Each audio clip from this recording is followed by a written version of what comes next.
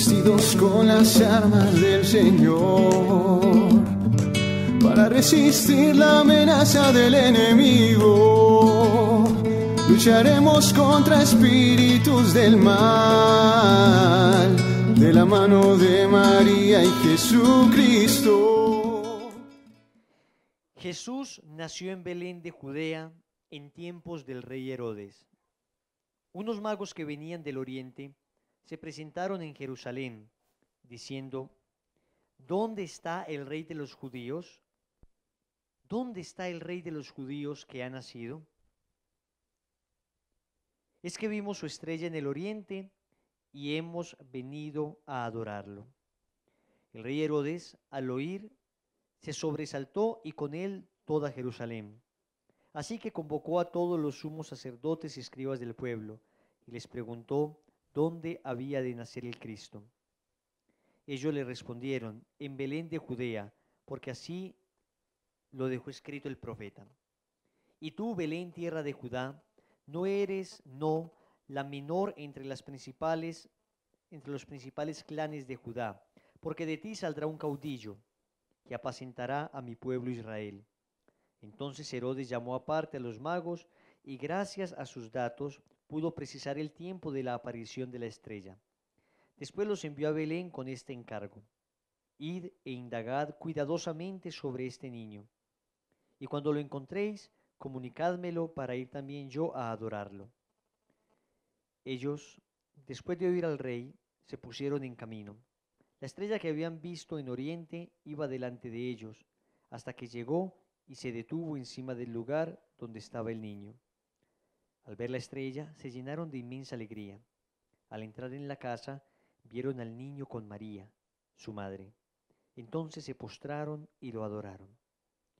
Abriendo luego sus cofres, le ofrecieron dones de oro, incienso y mirra.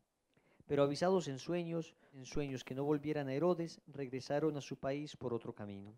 Palabra del Señor. Y bueno, muchísimos misioneros, sobre todo nuevos. A ver, pónganse de pie los misioneros que llevan más de 3 años en Lazos.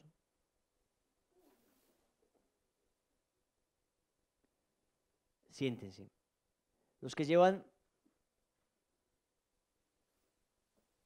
menos de 2 años, pónganse de pie.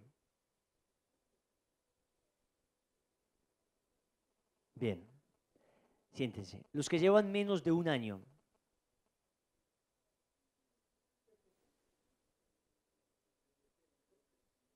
Menos de 1 año, siéntense.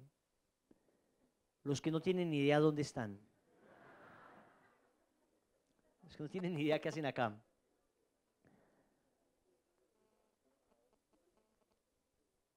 Mire que hay perseverancia, pero no siempre es fácil perseverar. De hecho, la perseverancia final es uno de los dones, de los regalos que uno debería estar pidiendo permanentemente a Dios. Dame la gracia de perseverar. Hace 1 año tuvimos un retiro como esto, ¿se acuerda? ¿Quién estuvo hace 1 año? Levante la mano. Bájela. ¿Quién no estuvo hace 1 año? Bien. Y fue un retiro bastante fuerte, bastante bonito. Nos sirvió muchísimo para como llenarnos de entusiasmo y de fuerza. Pero me decía Ivancito ayer, Iván que viene de Maracaibo: hombre, uno sale de ese, yo de hace 1 año salí de ese retiro encendido, hermano, un fuego en mi corazón, pero ¿por qué uno se le va apagando ese fuego? ¿Qué es lo que pasa?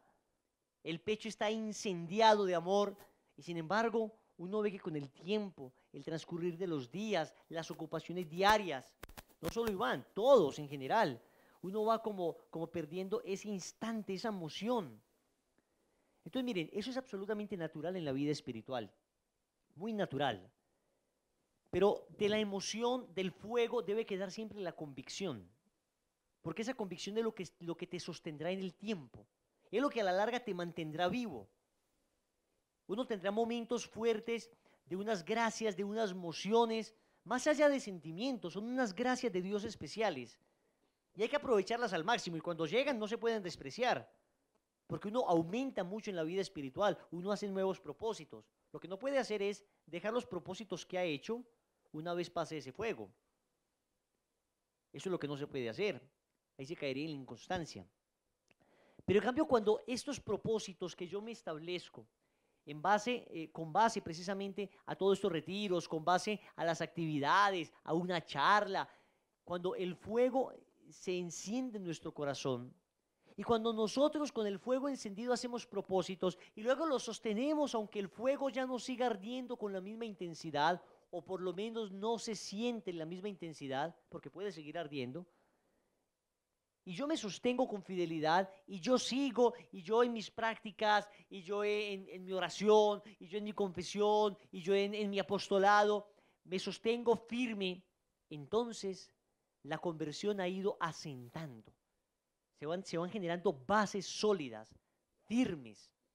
Y una vez se generan estas bases sólidas, firmes, entonces se puede construir un bello edificio de santidad para la gloria de Dios. Sin esas bases, entonces todo lo que se construya será sobre arena movediza. Construir solo sobre el sentimiento o sobre una emoción es construir sobre arena movediza. Es bastante frágil. Y usted puede construir un bello edificio, pero verá cómo cae si no tiene buenos fundamentos. Se va hundiendo, va cediendo. Usted necesita que esos fundamentos estén sólidos, firmes, y esos fundamentos se establecen en virtud de las decisiones que se toman, de la confianza que se tenga en Dios, de la fe, del amor, de la abnegación, de la entrega. Eso es lo que va generando unos fundamentos sólidos. La fidelidad a las prácticas, la lectura espiritual. Entonces todo eso te va haciendo una persona más espiritual. Hay un pasaje que a mí me sorprende mucho, que aparece en el libro del Éxodo. Y es que dice que Dios endureció el corazón del faraón para que no dejara salir a Israel de la esclavitud de Egipto. ¿Lo han leído alguna vez? Y yo siempre me preguntaba, ¿lo endureció? ¿Pero por qué? ¿Dios cómo va a endurecer un corazón? Pues si precisamente lo que Dios hace es ablandar corazones. O sea, precisamente la idea es que el corazón esté blando para poder responder a la acción de Dios. Pero no es que Dios lo haya endurecido voluntariamente, es decir, no es que Dios haya querido que el corazón del faraón estuviera duro, sino que con todos los acontecimientos que sucedieron, que ocasionó Dios, por supuesto, se terminó endureciendo el corazón del faraón. Y se endurecía más mientras más obras de Dios veía. Eso dice, el texto lo dice, se endureció el corazón del faraón después de las plagas, después de los milagros, de ver cómo Moisés convertía una vara en una serpiente, cómo el Nilo se llenaba de sangre, las langostas, las ranas, todas esas plagas que conocemos. Eso fue endureciendo el corazón del faraón. Y nosotros como misioneros, especialmente nosotros, corremos el riesgo de endurecer nuestro corazón.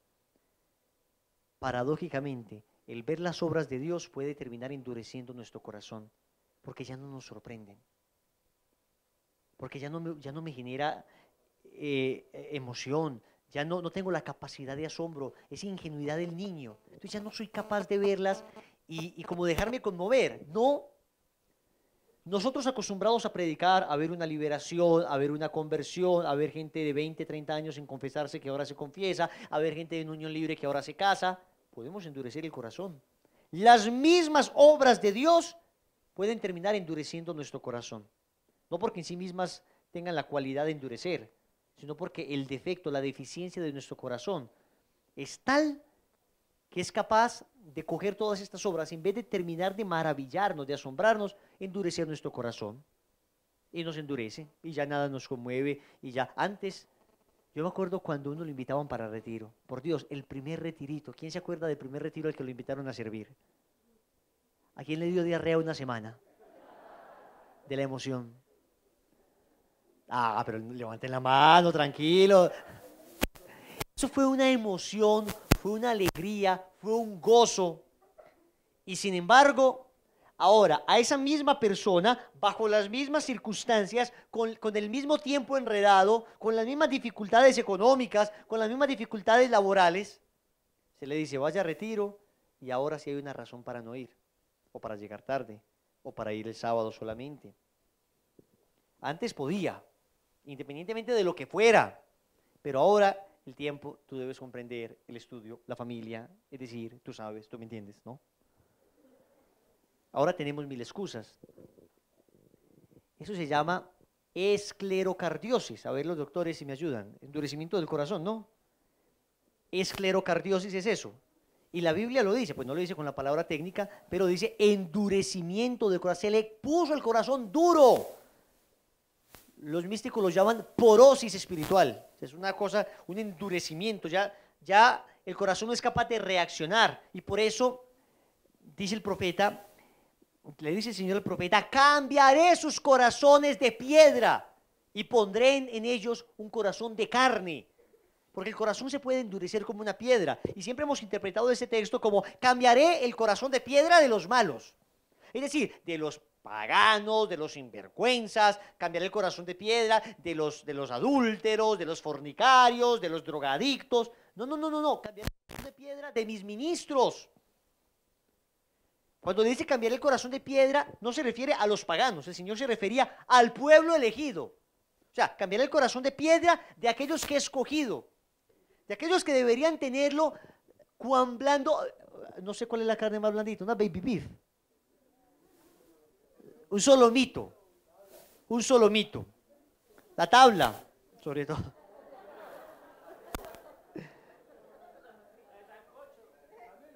Cambiaré ese corazón que debería estar blandito, ese corazón que debería ser susceptible a moldearse fácilmente por la acción de Dios. Pero ¿cómo es que hay personas, misioneros, que fueron extraordinarios misioneros hasta que les pusieron la camiseta? Yo, cuando me empezaron a contar eso, me pareció una cosa como absurda.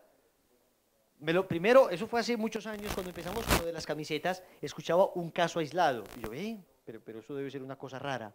Pero después empecé a escuchar una serie de casos recurrentes. Personas que como que cuando les ponían la camiseta, se frenaban. Se les endurecía el corazón.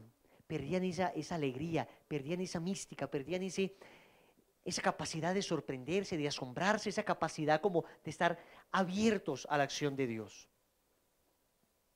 Y eso es algo que tenemos que aprender hoy de los Reyes Magos. Voy a hablarles un poquito de eso, de la capacidad que tenían los Reyes Magos de maravillarse, de la capacidad que tenían los Reyes Magos de asombrarse, de la capacidad que tenían los Reyes Magos de dejarse impresionar por Dios. Empecemos con unos datos textuales, es decir, ¿qué dice el texto? Empecemos literalmente a qué se refiere. Ustedes saben que eso de los Reyes Magos es un cuentico inventado por las primeras comunidades cristianas. Lo inventan como para aleccionar a la primera comunidad cristiana, ¿cierto? Ustedes saben que ellos no existieron. ¡Griten pues! ¿Cómo que? Se lo inventaron. Ya alguien puso en Twitter, se lo inventaron. Y ustedes saben que en realidad no hay fundamento histórico para hablar de los Reyes Magos. Ustedes saben que esos son las primeras comunidades cristianas, o sea, no fue Mateo el que escribió el Evangelio, no. Fue la comunidad mateana. O sea, una comunidad entera, no fue una persona. Ustedes saben que... Y ustedes saben que toda la comunidad mateana escribió el Evangelio de Mateo, o sea, con un lápiz gigante, ellos comenzaron a escribir el Evangelio. Pues muy bien.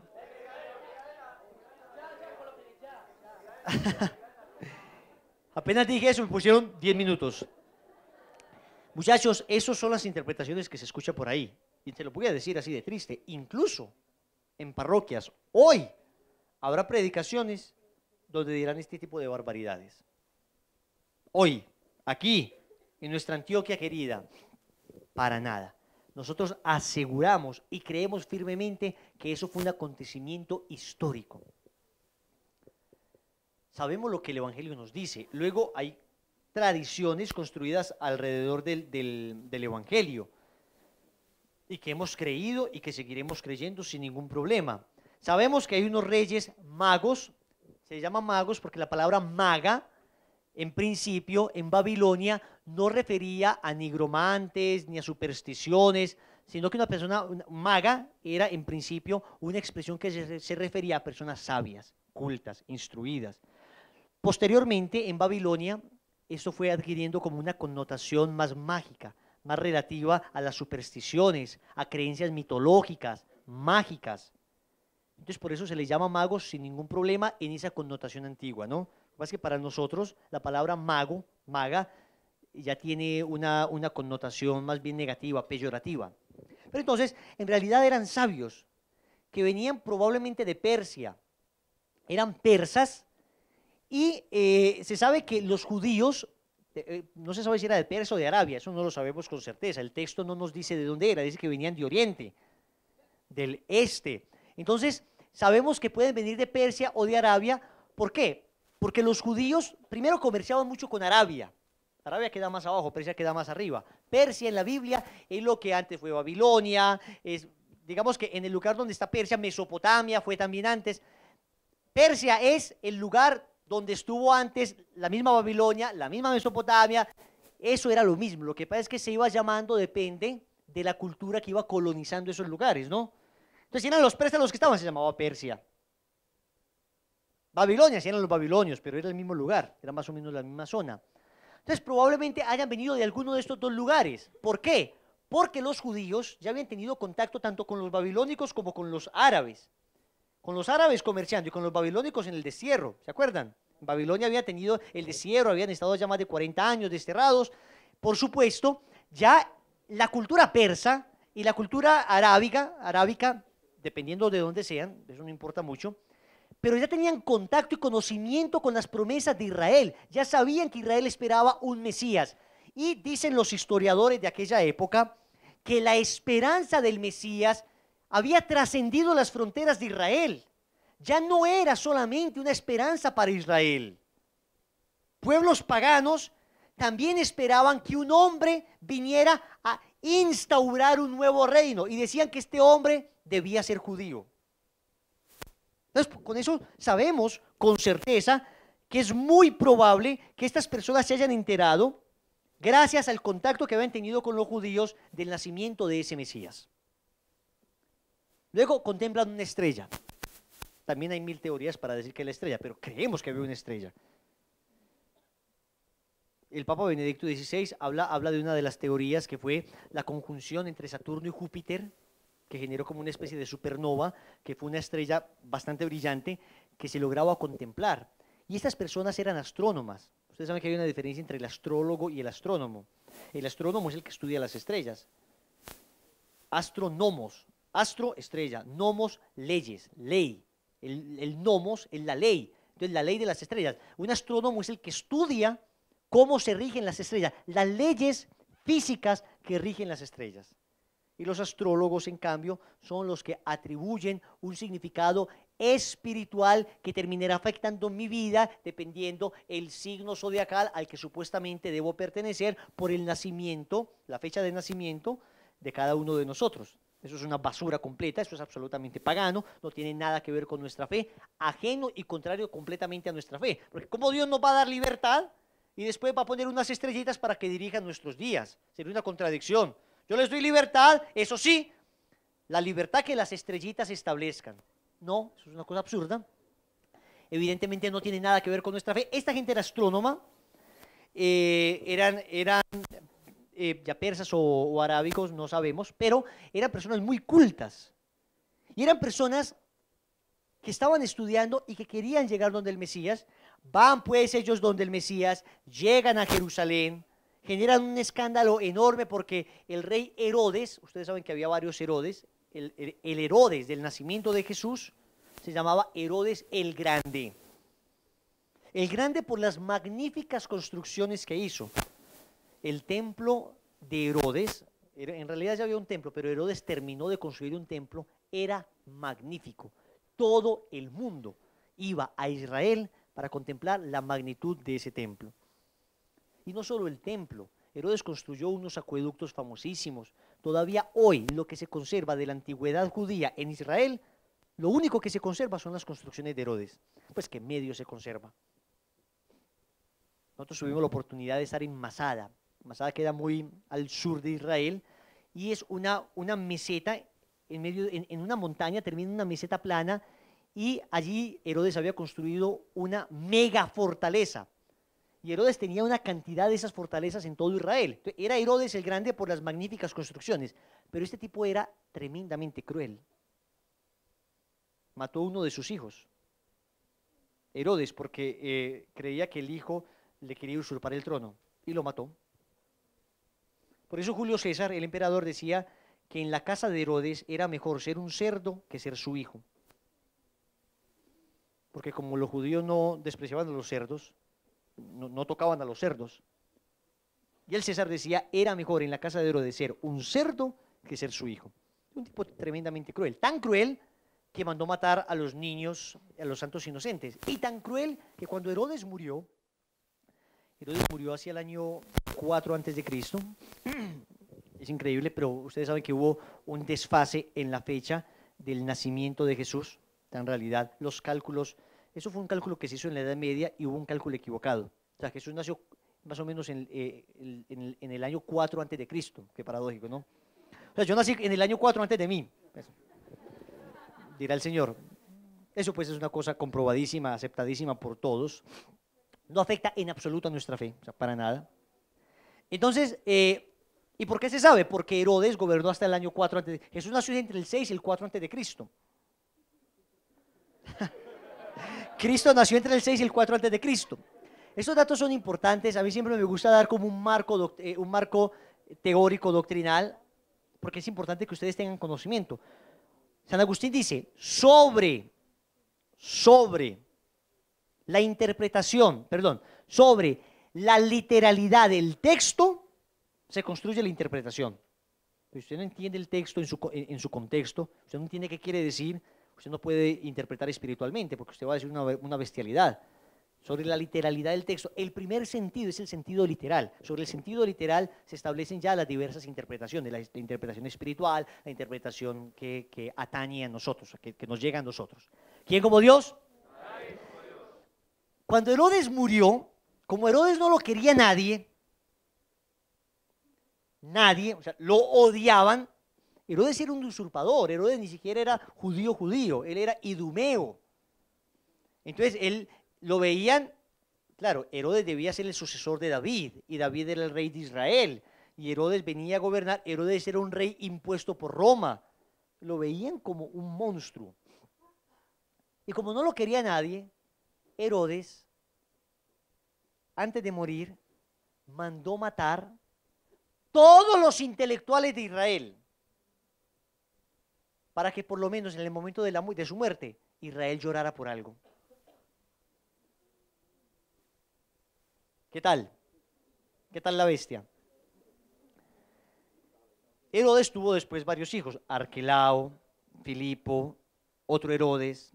Entonces el otro Herodes, el que mata a Juan Bautista, el Herodes ante el que se presenta a Jesús es Herodes Antipas, hijo de Herodes el Grande.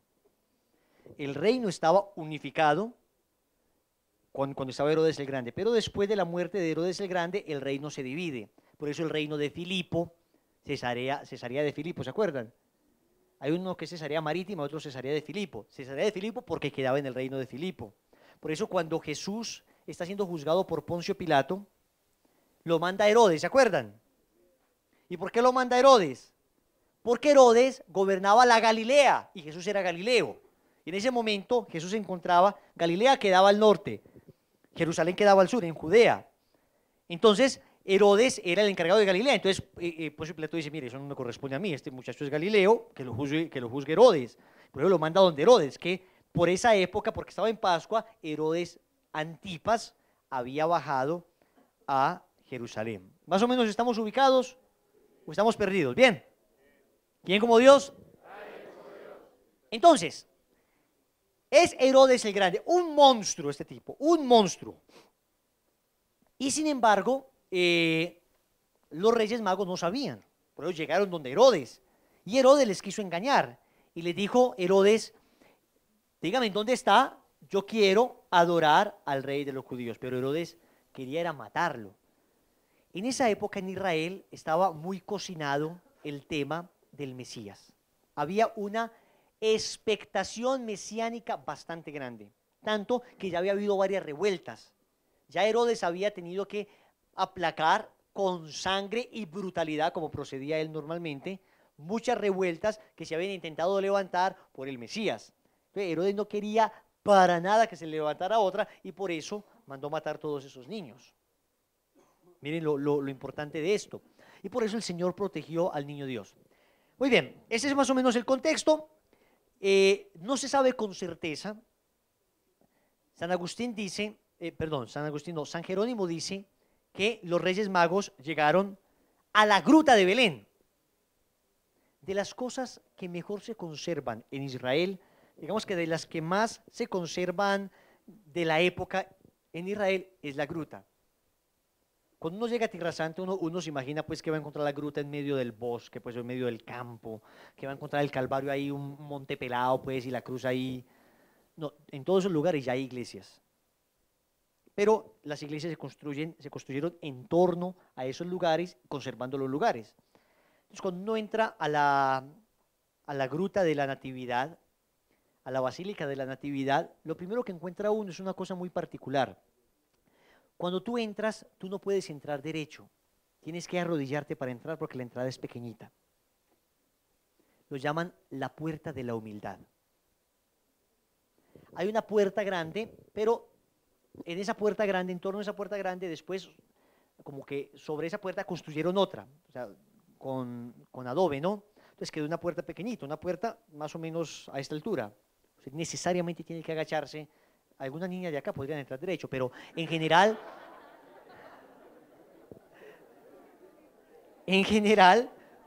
uno tiene que agacharse. Pero esto es muy lindo.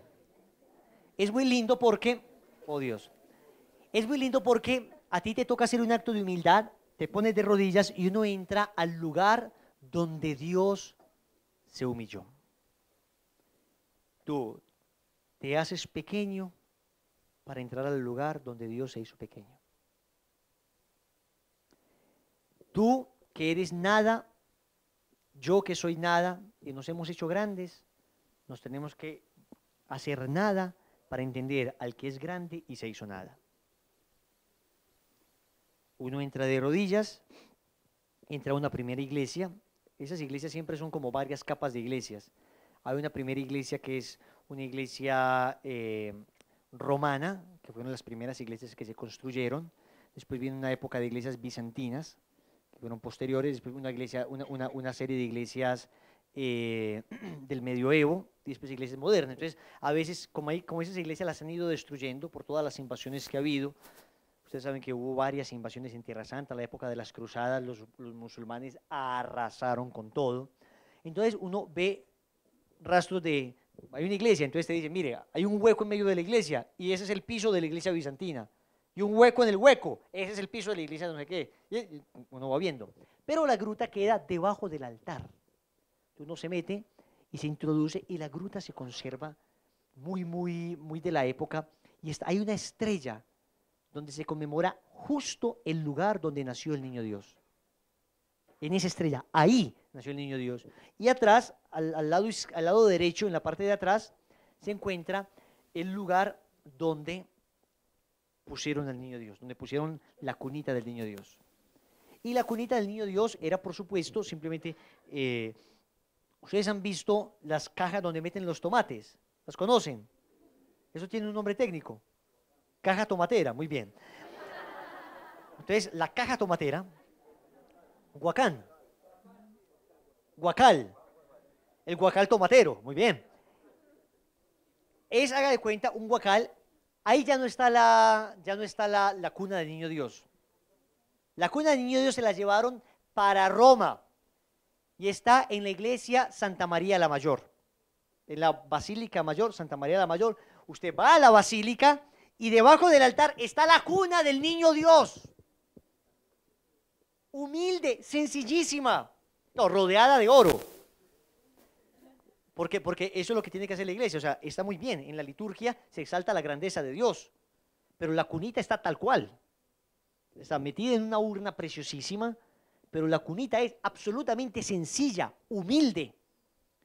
Entonces, San Jerónimo dice, San Jerónimo vivió en esa cueva.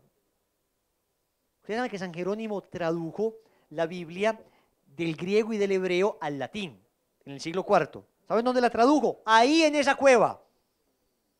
San Jerónimo se fue a vivir a Israel, a aprender hebreo y vivió en esa cueva. Es más, al lado de la gruta, hay otras grutas, eso es un complejo como de grutas, hay varias grutas comunicadas entre sí, y al lado de la gruta está la tumba de San Jerónimo. Vas a San Jerónimo, ya también lo trasladaron para Roma, huesos que caminan. Se lo llevaron para Roma, entonces San Jerónimo ahora está en Roma, pero ahí lo enterraron. ¿Quién como Dios? Entonces, muchachos, San Jerónimo decía, ahí fue. Pero hay otros padres de la iglesia que dicen, no, la familia sagrada debió haberse establecido en alguna casita en Belén, y ellos, en alguna casita humilde después de haber nacido el niño Dios, y ellos se quedaron ahí un año, año y medio, porque Herodes manda matar a los niños menores de 2 años. ¿Les interesa todo esto o no? Uno sale de la gruta, bueno, allá está la gruta, usted entra a la gruta, usted toca el lugar. En la gruteca construyeron también una especie de capillita. Es muy rústico, no vayan a imaginarse pues una iglesia bellísima, no, no, no. De hecho es una iglesia bastante feíta, porque conservan las iglesias antiguas. Entonces, y el problema en la gruta de la Natividad, en la Basílica de la Natividad, es que es una iglesia que pertenece a 4 iglesias. Pertenece a la iglesia católica, a la iglesia ortodoxa, a la iglesia armena y a la iglesia copta. Esto es lo más de curioso, porque este pedacito es de la iglesia copta, este de la iglesia católica, este de la iglesia armena, y a una hora del día tienen que salir todos, un representante de cada iglesia, a limpiar todo. Entonces, las escalas las limpian los de la copta. Esta parte, así es, y si se pasan un poquito hay pelea. O sea, mi pedazo. Al lado hay una iglesia católica muy bonita, de los franciscanos, bellísima. Los guías siempre nos dicen que las iglesias más lindas de Tierra Santa son iglesias de los franciscanos. Y gracias a Dios, o sea, nos quedó algo de Francisco de milagro. Cuando las cruzadas llegaron, arrasaron con todo, y San Francisco de Asís se fue a dar la vida. Se fue, bueno, yo voy a que me maten. Y le cayó tan en gracia Francisco de Asís a Saladino. Saladino era el líder de los musulmanes, que no lo mató, sino que lo invitó. O sea, le pareció como tan simpático, un monje tan pobre, tan humilde, le regaló hasta un cuerno y dejó que los franciscanos se instauraran en Tierra Santa. Y gracias a eso, todavía hay presencia católica en Tierra Santa. Es menos del 7% la presencia de la Iglesia Católica. Imagínense. Es muy bonito. Usted sale de la gruta y encuentra un valle que se llama el Valle de los Pastores. Y en el Valle de los Pastores usted va a una gruta y ahí está la gruta donde estaban los pastorcitos el día que se les apareció el ángel. Bellísimo, porque eso sí que se conserva muy, muy al aire. Hay una gruta, es increíble, es un fenómeno muy lindo porque es una piedra que quedó como salida y debajo de la piedra hay una gruta. Entonces, en Israel hay muchas grutas como de ese tipo, ¿no? Como que la misma topografía se presta a que haya ese tipo de grutas. Entonces, uno va ahí también y contempla el lugar donde estaban los reyes, los pastorcitos, y es muy conmovedor porque usted se imagina la estrella. Belén queda muy cerca de Jerusalén. Haz de cuenta que estás en el centro y llegas a Envigado. Esa es la diferencia entre Belén y Jerusalén. Y Jerusalén es una ciudad moderna. Más que dentro de la ciudad moderna está la ciudad amurallada de Jerusalén, la antigua, que ahora es todo comercio. O sea, ahora usted va caminando y lo único que escucha es $1, $1, $1, $1, $1, $1, $1. Todo es a $1. Uno con mucha sed, y ay, una guandolita, venga, tomemos guandola. Dame una guandola a mí.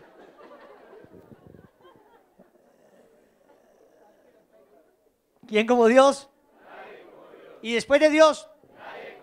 Muy bien, Llegan los reyes, fueron 3, no sabemos si fueron 3, el Evangelio no dice cuántos fueron, pero la tradición sí nos habla de que fueron 3. Sin embargo, hay que decir que en las catacumbas, ¿qué son las catacumbas?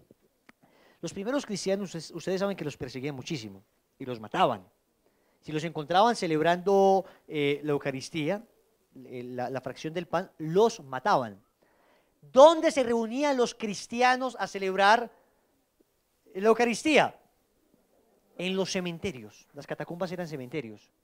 Pero no eran cementerios como los nuestros, sino que eran cementerios subterráneos. Entonces eran unos laberintos enormes de cementerios subterráneos. Ahí en las catacumbas se reunían. Y cuando los mataban, llevaban a los cristianos y los enterraban de una vez ahí. Y celebraban la Eucaristía sobre la tumba de los cristianos, de los mártires.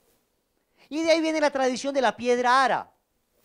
En cada altar consagrado debe haber una reliquia de un santo, ojalá mártir.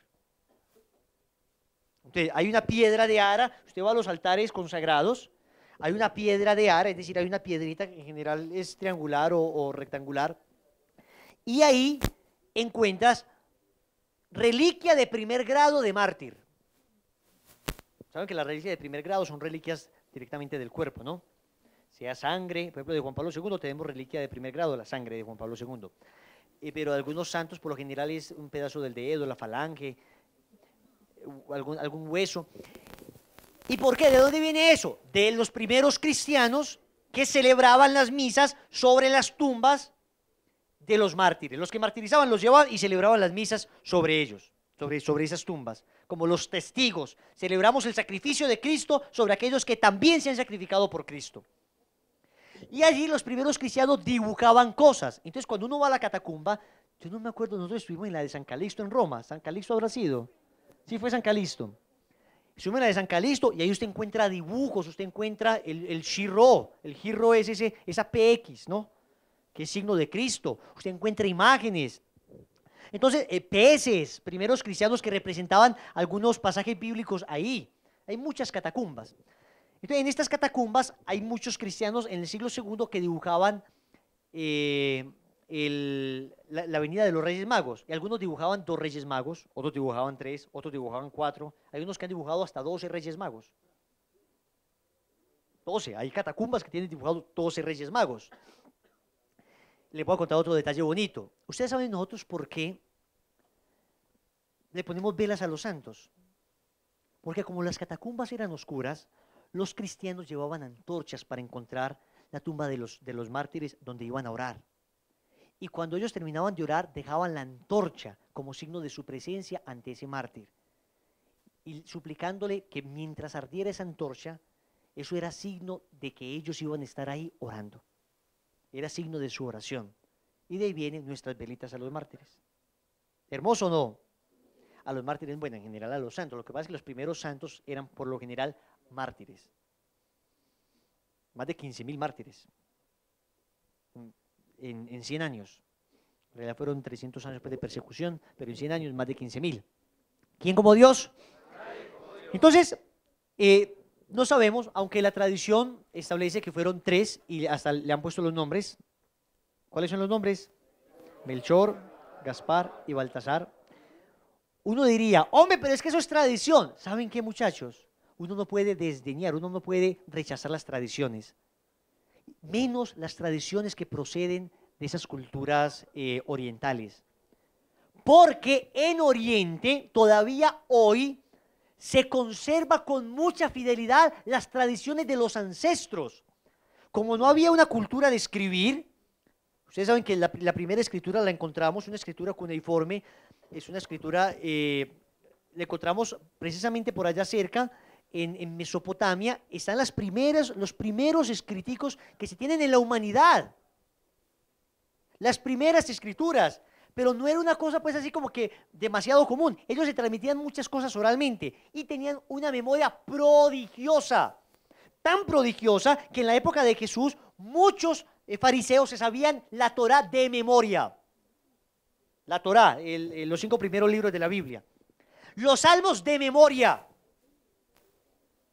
Ellos Claro, porque lo repiten todo el día, tanto que ellos se escriben todavía hoy, pedacitos de la Torá, se la escriben y se las cuelgan. Se cuelgan pedacitos de la ley. Y a veces uno va caminando y vemos pocos. Yo habré visto dos, ¿sabes que estuve en Israel? Algunos judíos con una especie como de cajita acá en la cabeza. No sé si alguno lo vio.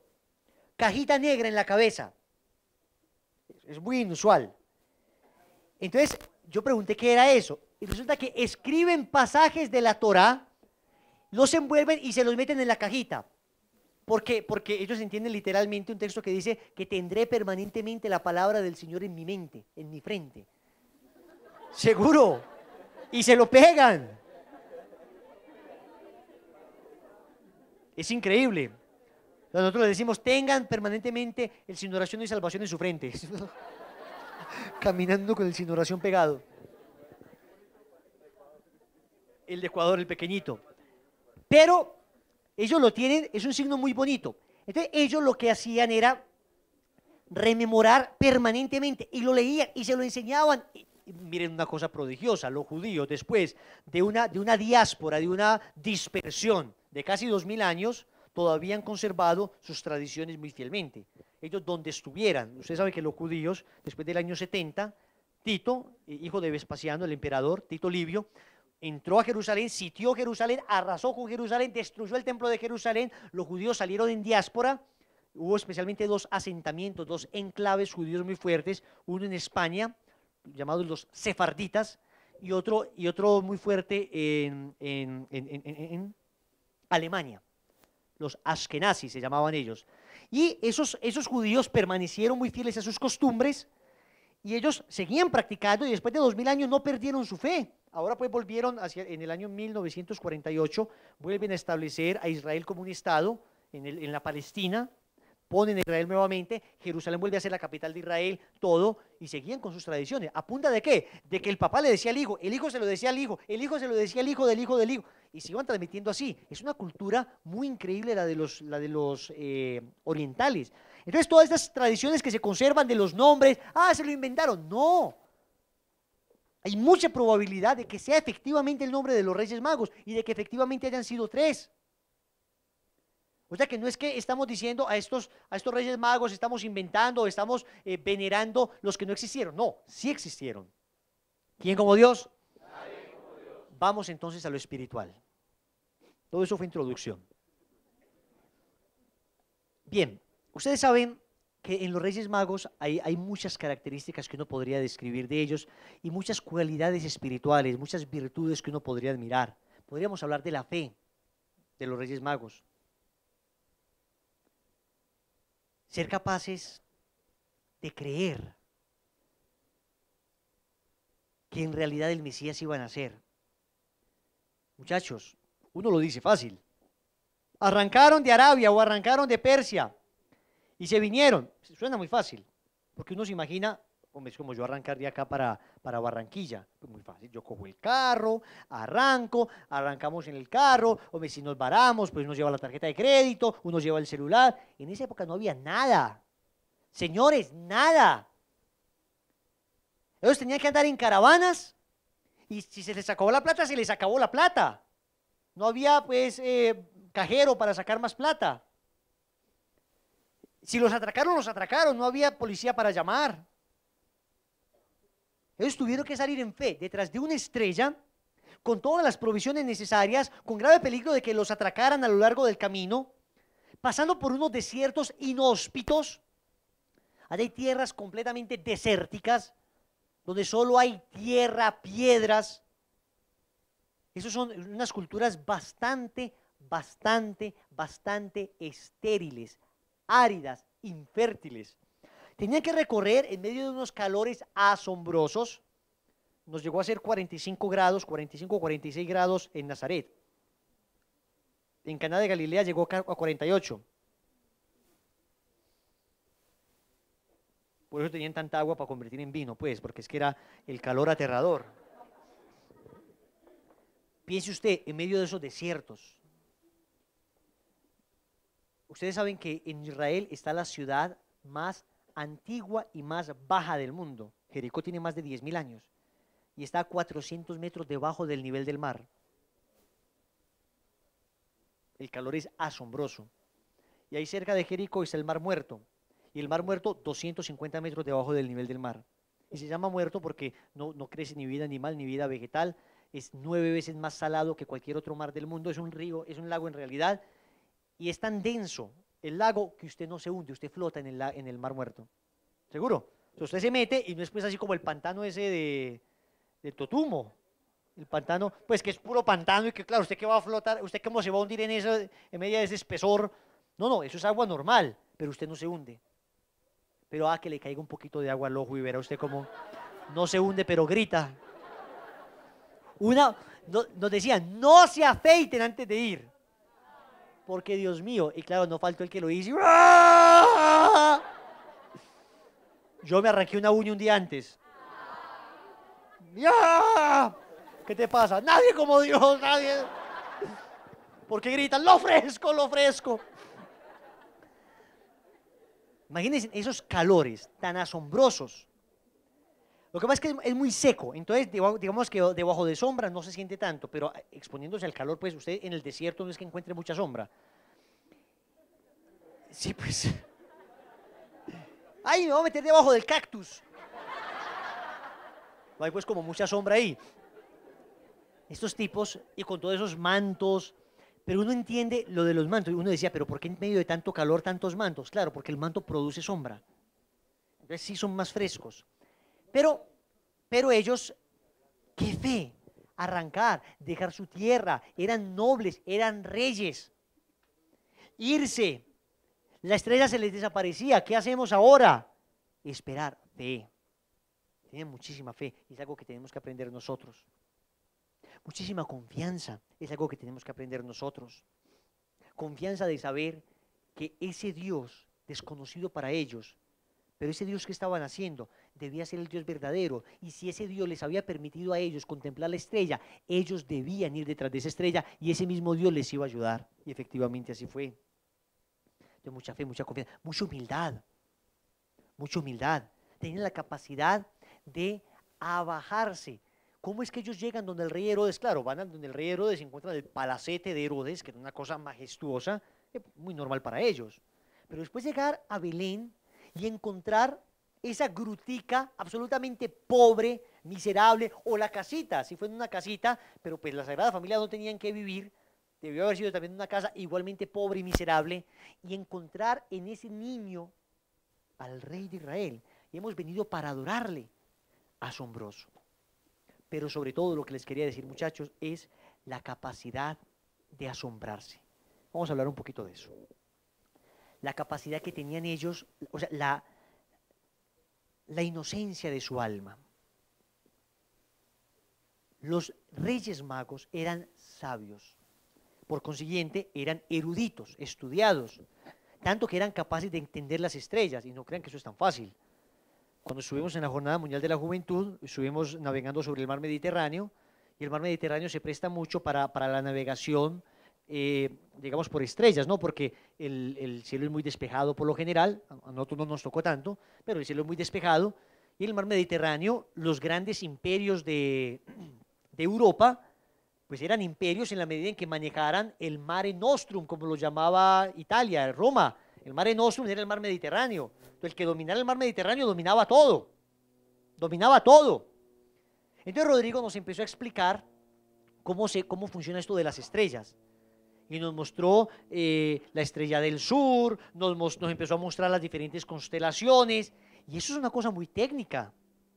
Muy técnica, hay que entender la rosa de los vientos, es que llaman a eso. Eso es una cosa de mucho conocimiento, y ahora nosotros tenemos GPS, y yo saco el iPhone y ubíqueme, y Rodri apenas explicando, y yo, Rodri, vea, el sur es allá, hermano.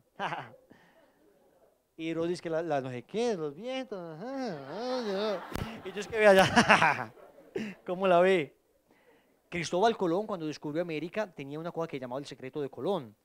Era con una pita, él era capaz de establecer exactamente el lugar donde estaba tal estrella, porque eso es una cosa delicada, porque la Tierra tiene rotación y traslación, o sea, no es fácil, es una cosa técnica, es una cosa que requiere mucho conocimiento. Entonces, para que estas personas hubieran logrado detectar esa estrella, ser capaces de saber cuál era la estrella, dónde estaba, tenían que ser unos sabios. Por eso el Papa Benedicto XVI dice que los Reyes Magos son la muestra de la capacidad de la ciencia de abrirse a la fe y dejarse asombrar y maravillar por la fe. Manifiestan la capacidad de la ciencia de abrirse a la fe. Por eso digo que ellos se dejaron impregnar. Ellos fueron capaces, a pesar de su vasto conocimiento, a pesar de su sabiduría, ellos fueron capaces de abrirse a lo sobrenatural. Misioneros, voy aterrizando un poquito ya en nosotros. Lo que les decía al principio, toda la introducción fue más o menos lo que les quería decir. Y es que nosotros corremos un grave riesgo, y es el riesgo precisamente de que en la medida en que vamos avanzando en lazos, avanzando entre comillas, muchachos, porque el avance de lazos no se establece en virtud de unas camisetas de colores, en virtud de la santidad de la persona. Es que se sabe si este misionero avanzó o no. Solo la Virgen lo sabe. Acá hay misioneros santísimos, profundamente santos, que no tienen ni camiseta, y otros que estamos en unas luchas permanentes con camisetas. Entonces, no tiene nada que ver. Debería ser que en la medida en que el misionero avance dentro de la responsabilidad del movimiento, crezca en santidad. Pero desgraciadamente muchas veces ocurre lo contrario, es que uno se va aburguesando con el tiempo. Mientras más conoces, más pierdes capacidad de maravillarte, menos crees que te sirven estas cosas porque ya tienes mayor conocimiento. Entonces, ¿yo para qué? Yo ya manejo estos temas, esto no me influye. Pierde uno la capacidad de maravillarse. Hay charlas que lo siguen conmoviendo a uno. Yo en la medida que puedo intento ir todos los viernes al grupo y claro, me hago por ahí escondido porque siempre que voy alguien me dice, por favor, quiero hablar. Yo les digo con todo el dolor, con todo el respeto, con todo el cariño que se merecen, vamos a vivir el grupo, por favor. No estemos atendiendo gente durante el grupo. A veces, bueno, un caso delicado, ¿qué podemos hacer? Pero hay que tratar al máximo. A mí, por ejemplo, me conmovió profundamente la charla que dio Víctor sobre San Alfonso María de Ligorio. La charla que Alfonsito nos dio sobre Alfonso María de Ligorio. Me tocó el corazón, me tocó el alma. Tanto que después le dije, Víctor, repetime esa frase de San Alfonso María de Ligorio, de que no existe gente buena o mala, sino existe gente que ora y gente que no ora. Más o menos esa es la esencia de la frase. Y qué profundidad, porque a la larga, la vida de virtud se define en el campo de la oración. A la larga, es el que más ora, el que logra sostenerse. Porque Dios siempre quiere dar la gracia, pero la gracia solo la recibe el que se dispone, y se dispone uno a través de la oración. Entonces, pero me tocó el alma, o sea, quedé conmovido.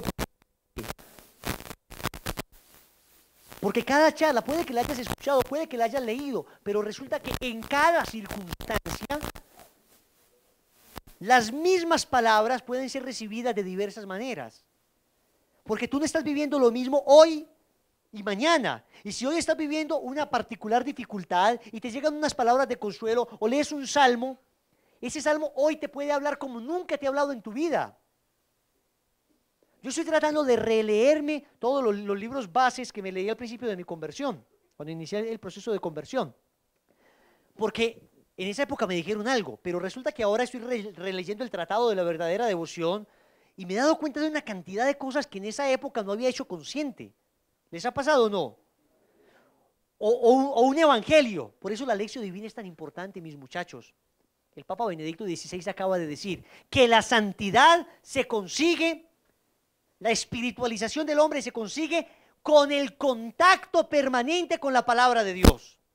Anoten eso. La santidad se consigue con el contacto permanente con la palabra de Dios. Sin ese contacto es muy difícil. Claro, nosotros tenemos un contacto en la medida en que tratamos de vivir la virtud, tal como lo establece el Evangelio. Pero más allá de eso hay que escuchar la voz de Dios. La santidad se consigue con el contacto permanente con la palabra de Dios. Y es que el Evangelio nos va hablando. Miren, les pongo un ejemplo. Yo quedé bastante asombrado con esto. De hecho, lo iba a poner en tema de debate con los consagrados, pero pues, no alcancé. Y era lo siguiente. Jesús hubiera podido evitar la muerte de los santos inocentes. ¿Sí o no? ¿Cómo?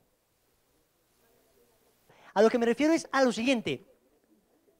Muchachos, no era voluntad de Dios que Jesús muriera todavía. Y a veces el cumplir la voluntad de Dios, muchas veces cuesta incluso la sangre de los inocentes.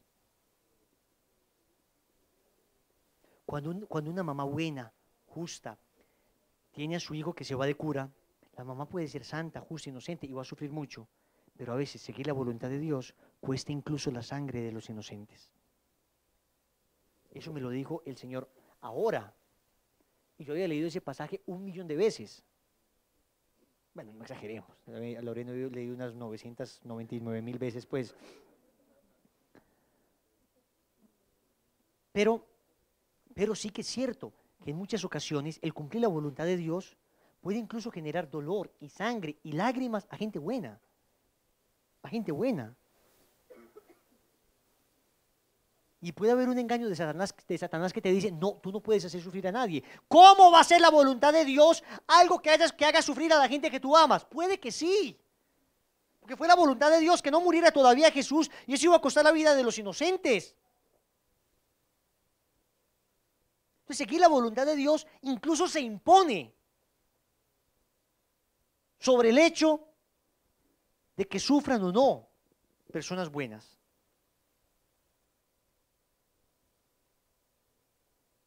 Se impone.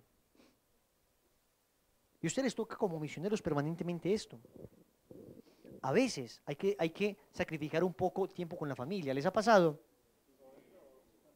Y la familia te va a decir, ¿pero por qué? Pero si mi Dios quiere que tú ames la familia, ¿y dónde está pues la importancia? Claro, no estoy diciendo que le sacrifiques todo, pero sí que hay momentos donde hay que sacrificar tiempos importantes. O sea, ha habido momentos, muchos cumpleaños de mi mamá donde yo no he estado, muchos cumpleaños de mi papá, donde los llamo y papi, no puedo, mira, estoy acá, no puedo. Y uno sabe que sería muy bueno estar allá, ¿o no? Sería maravilloso estar con ellos. Pero ellos entienden, gracias a Dios mis papás comprenden muy bien, pero no todos van a entenderlo. La mamá de esos niños inocentes que murieron no comprenderían. O sea, si te dicen, tiene que morir tu hijo para que no muera Jesús, pues, ¿y quién es Jesús? ¿El Mesías? Sí, el Mesías, claro. No era tan fácil, ¿me comprenden? Entonces, muchas veces sucede eso, chicos. No teman. Cuando tú tengas certeza de que lo que Dios te está pidiendo es esto, hazlo. Y si va a sufrir gente buena, bendito sea mi Dios. Evidentemente yo no voy a hacer nada para que ellos sufran, digamos, intencionalmente. Mi intención es seguir la voluntad de Dios, pero no es que yo diga, ay, bueno, Dios quiere que yo torture a mi papá y a mi mamá, entonces le voy a hacer sufrir. No, Dios no quiere eso. Pero en ocasiones sucederá, dígame usted, por ejemplo, Giuseppe Moscati. ¿Sufrió Elena o no? Dígame usted, la novia de San Antonio de Padua, ¿sufrió o no? Y no solo eso, dígame usted, Octavio, no el papá de Alejita, sino Octavio, el hijo de esa extraordinaria mujer, cofundadora de las Hermanas Visitandinas, Santa Juana Francisca de Chantal, tenía 12 años. Cuando ella decidió hacerse monja. Y el niño se le paró en la puerta y le dijo, no te vas. Y ella dijo, hijo, te amo, pero amo más a Dios. Lo quitó y arrancó a caminar. Y empezó a gritar el niño, no, ¿por qué me vas a dejar solo? Dios, ¿por qué te llevaste a mi mamá? Santa Juana Francisca que se detuvo y dijo, el que pone la mano en el arado y mira hacia atrás no es digno de mí. Y siguió caminando.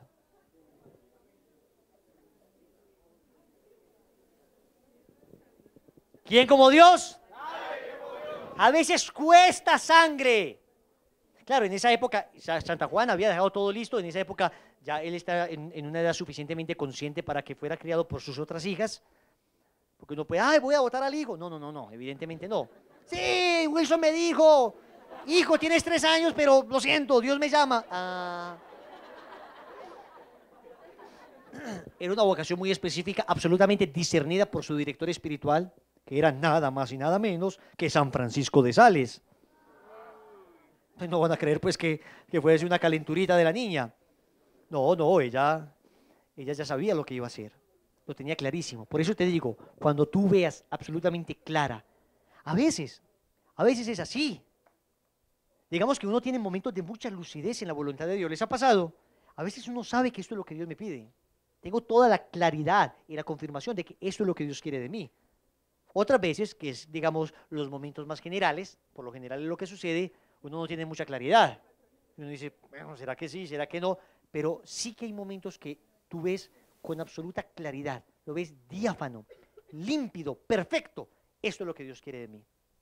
Cuando lo sientas así, cuando lo veas claramente, cuando con tu director espiritual lo disiernas, hazlo. Así haya gente buena que sufra. Hubo mártires inocentes que murieron porque Jesús debía cumplir la voluntad del Padre. ¿Quién como Dios? Y después de Dios, el contacto con la palabra de Dios. Los Reyes Magos tuvieron contacto con el que es la palabra encarnada. Y se asombraron y se maravillaron. Y quieren que les diga un detalle que me encantó del texto. ¿Lo tienen ahí abierto? Evangelio de San Mateo capítulo 2. Por allá con el versículo 10. Léame el versículo 10, por favor.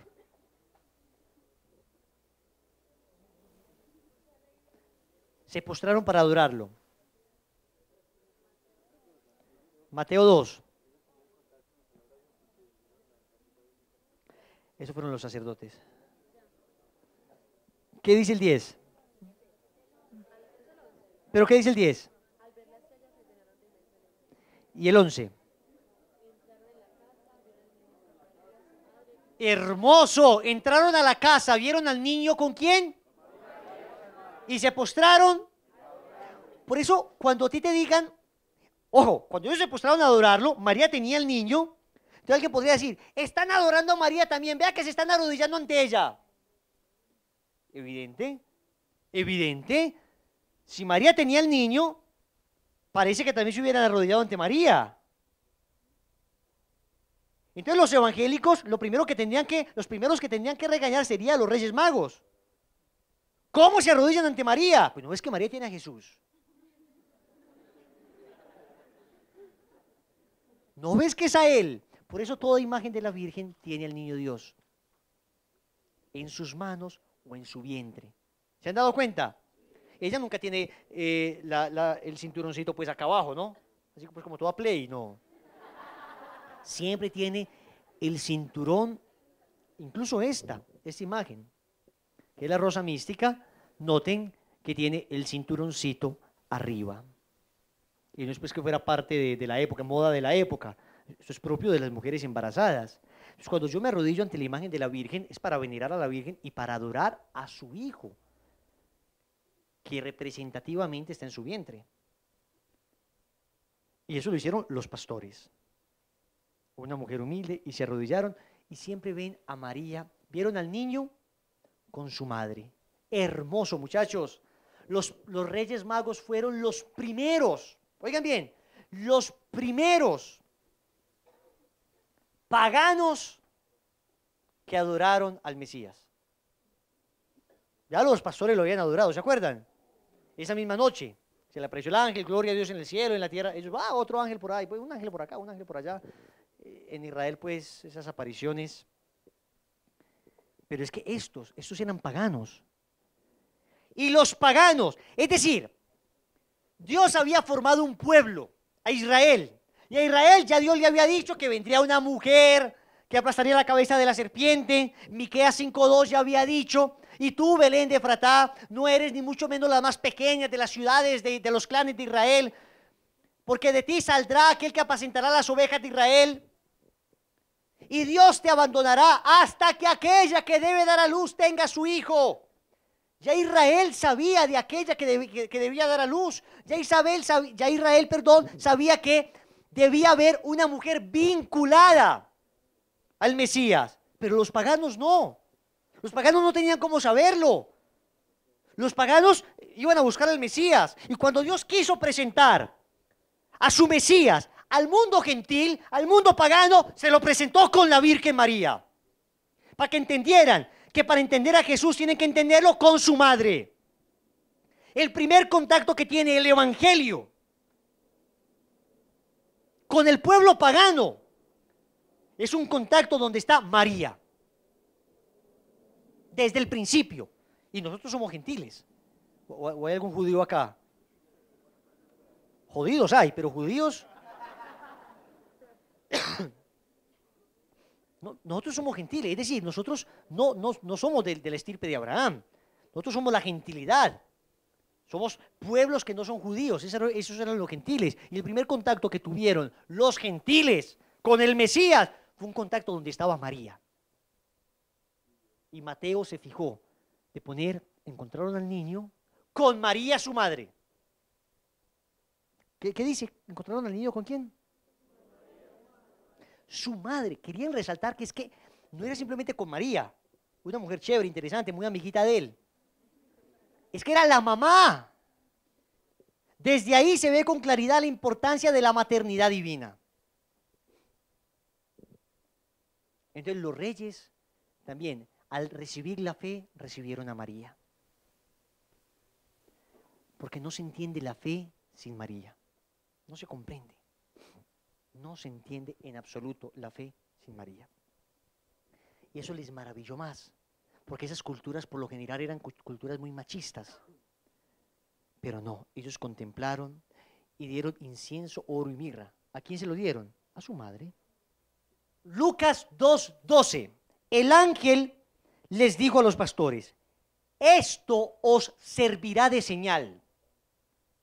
Señal. Encontraréis a un niño recién nacido, envuelto en pañales y acostado junto a un pesebre. Le da 3 señales. Bien. Lucas 2:12.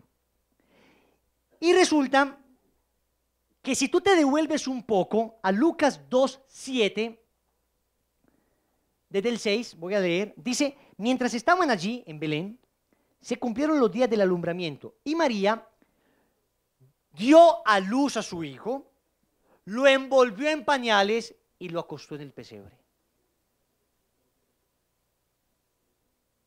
Muchachos, las señales que los pastores reciben de los ángeles, del ángel, había en realidad varios ángeles, pero fue un ángel particular el que se le presentó a ellos. Son 3 señales. Estará recién nacido, envuelto en pañales y acostado en un pesebre. Y fue María la que lo dio a luz, fue María la que lo envolvió en pañales y fue María la que lo acostó en el pesebre. Es María la que nos indica los signos para reconocer al Mesías. ¿Cómo la ven? ¿Qué descreste o no? El Evangelio es oro en polvo, muchachos. Oro finísimo.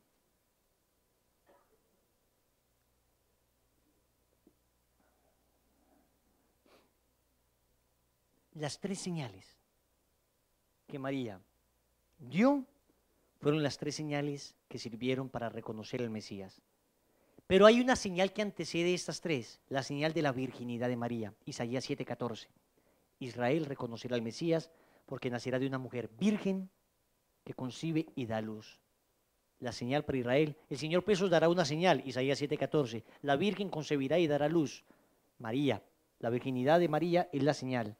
Y esta señal nos muestra las señales para seguir al Mesías. ¿Quién como Dios? Pero bueno, vamos terminando ya. Sigamos con los Reyes Magos. Ellos fueron capaces de compendiar asombro, fe, ciencia, conocimiento, letra, espíritu. Fueron capaces de unir en un mismo corazón el vasto conocimiento de las ciencias de la época, porque seguramente ellos eran astrónomos, matemáticos, físicos, químicos. En esa época había un conocimiento muy universal de las ciencias. Los que eran sabios eran muy sabios, eran conocimientos que llamaban enciclopédicos, conocían de todo. Eran capaces de combinar ese conocimiento vasto, enciclopédico, gigante, con el asombro de reconocer en un niño al Mesías. Muchachos, Viene una charla de Rodrigo, grupo del viernes. Todos los misioneros estamos a primera, ahí, escuchando a Rodrigo. Pero viene una charla del misionero participante Pepito. ¿Eres capaz de reconocer al Mesías en ese niño espiritual? ¿Eres capaz de reconocer la voz de Jesús, la voz del Mesías, en esa humildad, en la pequeñez de esta persona? ¿O todavía eres de los que buscas predicadores eximios? Eximios que antes fue mico. Eximio.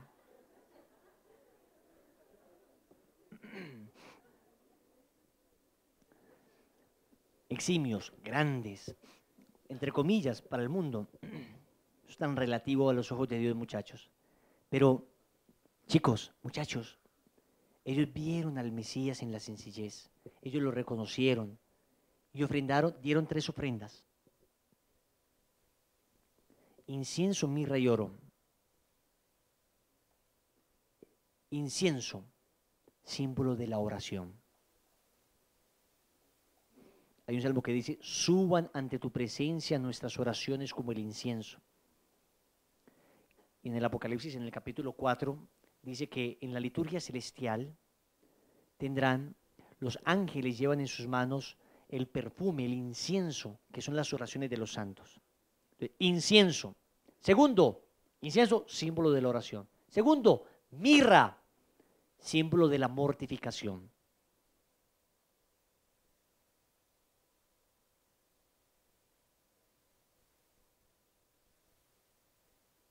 La mirra huele delicioso, ¿sabían?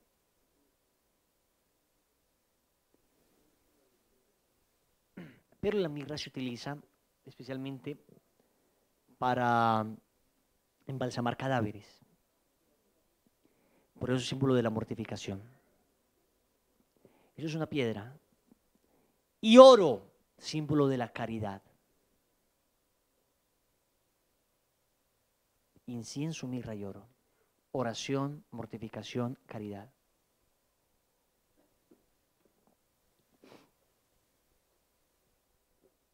Por eso la tradición ha establecido que eran 3 reyes, porque hay 3 regalos. Dice María Valtorta, no estoy seguro si es Valtorta o es Sor María de Jesús de Agreda, que cuando tuvieron que huir a Egipto, la Virgen María vendió el oro para poder ir a Egipto. Lo que recibieron de oro, lo dieron. ¿Es Valtorta la que dice? No estoy seguro, no me acuerdo. Pero eso es lo que posteriormente le sirvió para salvar la vida del niño.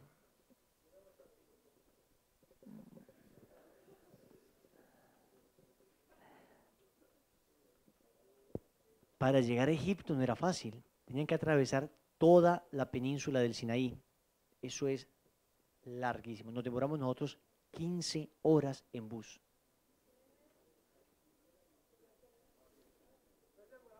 Desde Acaba, que es la última ciudad que se encuentra, la última ciudad de Israel, que une Israel con Egipto y con Jordania. Un bus 15 horas hasta el Cairo. Y ellos llegaron al Cairo. ¿Por qué? Porque en el Cairo hay una ciudad hay un barrio que se llama el barrio copto. Y en el barrio copto hay una iglesia, la iglesia de la Sagrada Familia. Y debajo de esa iglesia, nosotros estuvimos allá, está la gruta donde se quedó la Sagrada Familia cuando llegó a Egipto. 15 horas en bus. Ahora póngase usted a pensar cuántos meses en camello. Entonces, además que pues, eso hacían caravanas. O sea, se iban en caravanas, iban muchísimas personas en la caravana y se iban asentando con tiendas. Entonces, ellos eran expertos para eso, pues ya, o sea, acostumbrados al desierto. Es que Egipto, usted ve a Egipto, Egipto es gigante, pero solo el 7% de Egipto está poblado. El 7% es lo que hay al borde del río Nilo. El río Nilo es el río más grande del mundo, ¿no? Y al borde del río Nilo hay cosas verdes. De resto, Todo Egipto es amarillo de desierto. Al lado derecho desierto, al lado izquierdo desierto. Pero desierto y desierto. Kilómetros y kilómetros de desierto. Entonces tuvieron que atravesar ese desierto inhóspito para llegar. Y mire cómo la ofrenda de los reyes sirvió a la Sagrada Familia. Salvó la vida de la Sagrada Familia. Si ellos se hubieran quedado allá, los hubieran matado.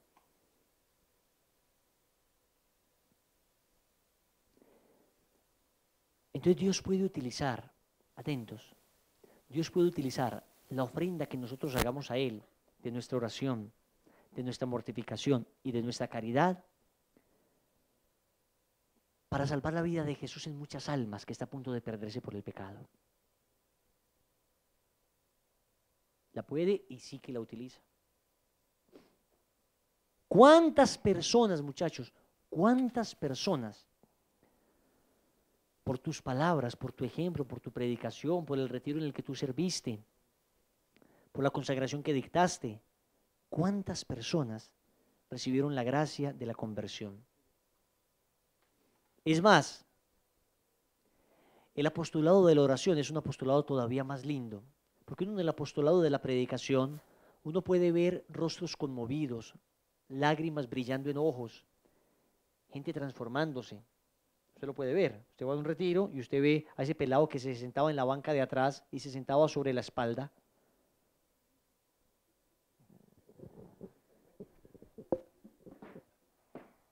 Eso es sentarse sobre la espalda.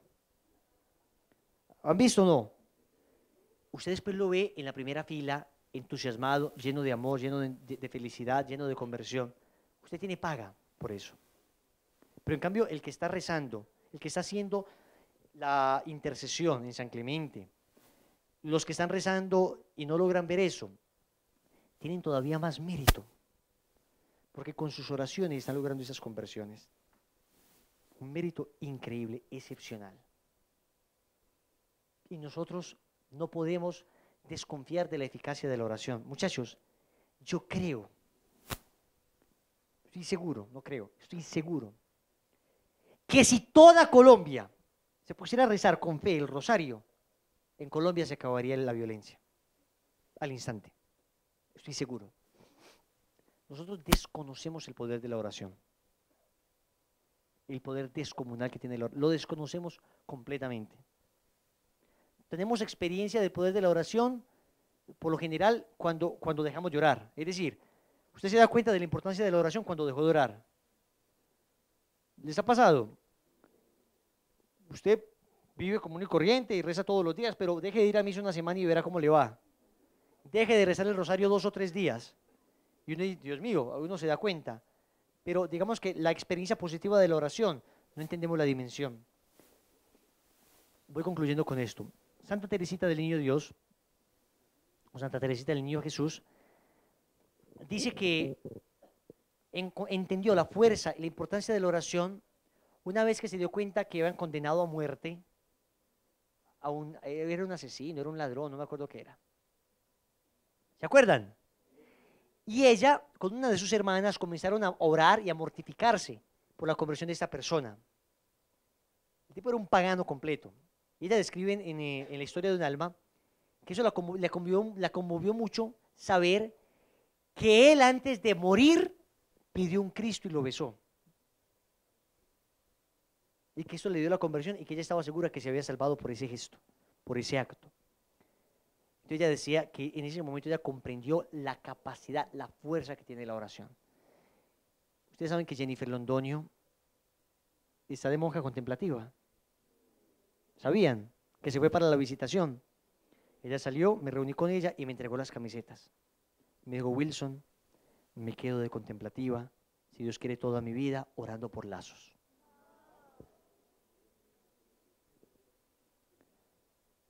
Para que, me decía ella, en la fuerza de sus palabras va a estar la fuerza de mi oración.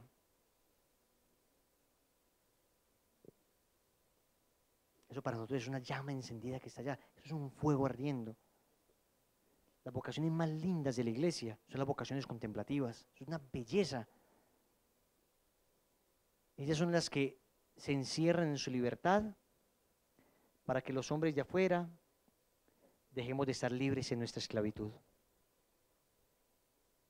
¿Quién como Dios? Y después de Dios,